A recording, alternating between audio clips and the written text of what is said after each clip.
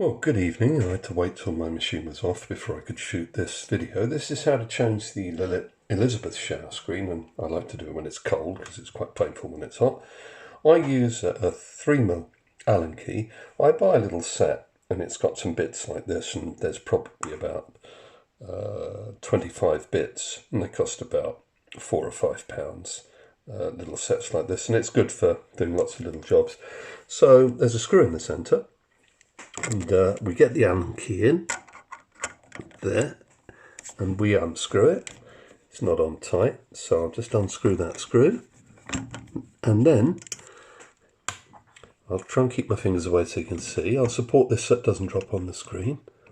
As you can see, the screw comes out with the shower screen. Okay, and then the brass dispersion plate is underneath, and there's also a red gasket. Now that part of the group is very clean, so I'm just going to leave that gasket there. If it falls out, you just push it back in. What I'm going to clean is this. Give this a scrub and give this shower screen a scrub. You don't have to take these apart so often because they don't get quite as dirty, because you can backflash it more often.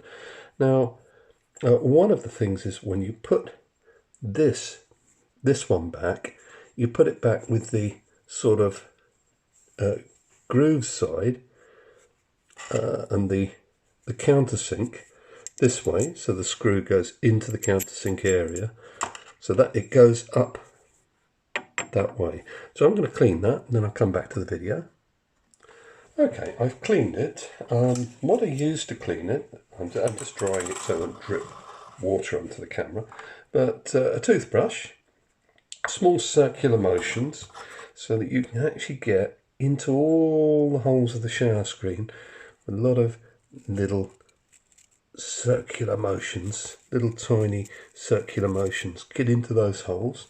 You can use a white kitchen scrubbing pad initially, and on the dispersion block, which is brass, I just use a scrubby. The holes don't tend to get blocked up. So to put this back is quite simple.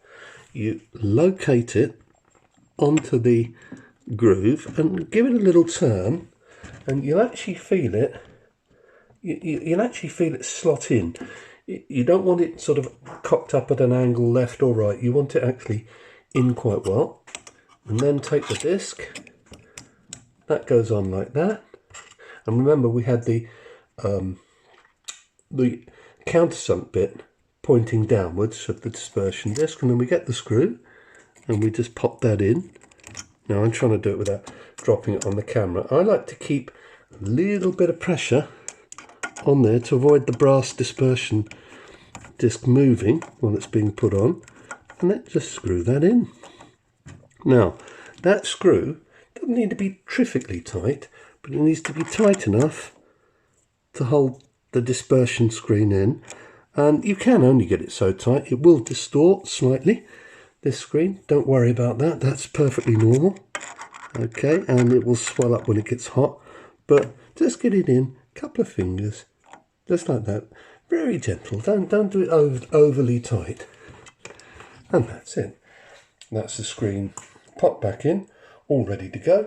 Check with the fit of your portafilter, so pop that in. Let's just get that there, and check, just bring it round, okay, and just check it's locking in okay. And then what we'll do, I just like to give it another little check just in case.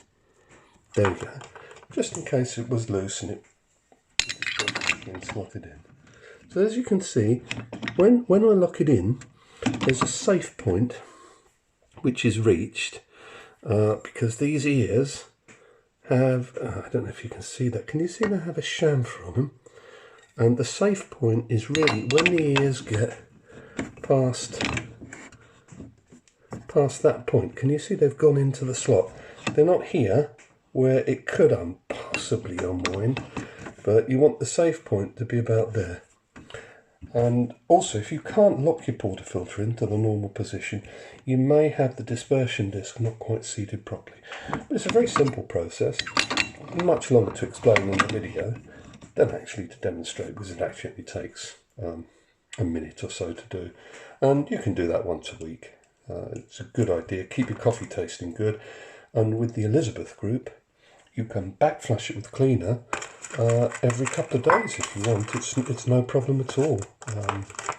Every 2 or 3 days you can back flush with cleaner. There's no lubrication required or anything special, and you can't wear anything out with the cleaner by doing it too often. Thank you.